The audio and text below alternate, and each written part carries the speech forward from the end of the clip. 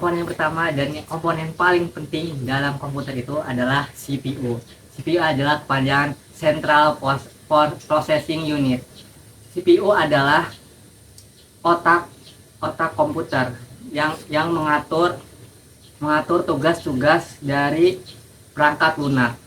Oke, yang selanjutnya adalah monitor. Monitor berfungsi untuk menampilkan gambar visual yang dihasilkan oleh PC atau keyboard. Nah, pengguna dapat melihat visual dari monitor. Yang selanjutnya adalah keyboard. Keyboard berfungsi untuk menginput suatu teks. Ada beberapa tombol di keyboard, yaitu tombol angka, tombol huruf, dan tombol simbol. Pengguna dapat menginput beberapa teks tersebut dari keyboard. Oke, selanjutnya adalah kabel VGA. Kepanjangan dari Video Graphic Array. Adalah jenis kabel untuk menghubungkan dari komputer ke monitor.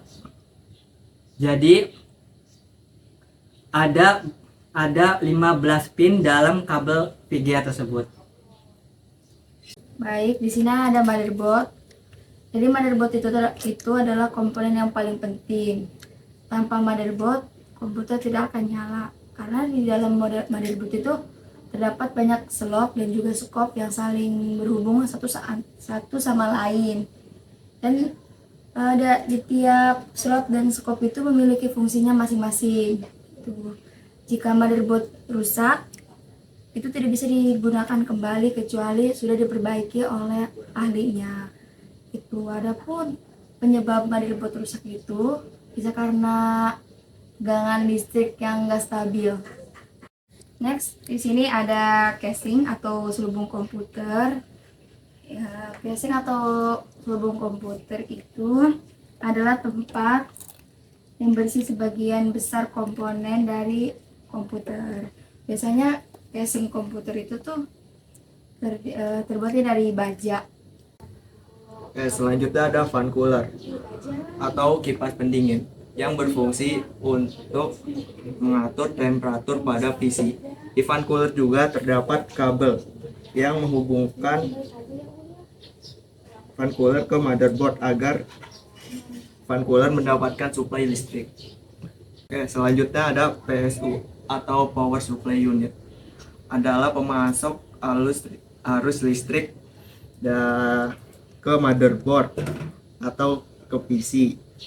Di power supply unit ada beberapa kabel. Ini kabel ATK 24 pin yang berfungsi mengalirkan listrik ke motherboard. Dan ini ada kabel ATK 4 pin yang berfungsi mengalirkan listrik ke CPU.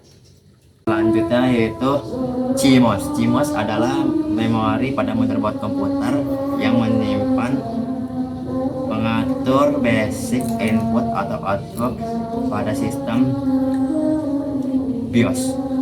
Selanjutnya yaitu mouse.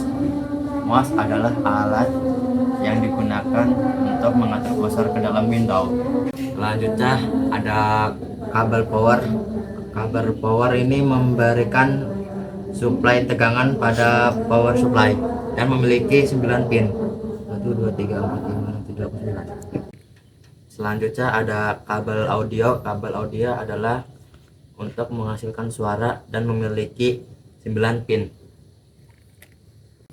Selanjutnya ada random access memory atau yang biasa disebut dengan RAM, yaitu komponen untuk menyimpan data program aplikasi pada komputer saat perangkat tersebut dalam kondisi menyala.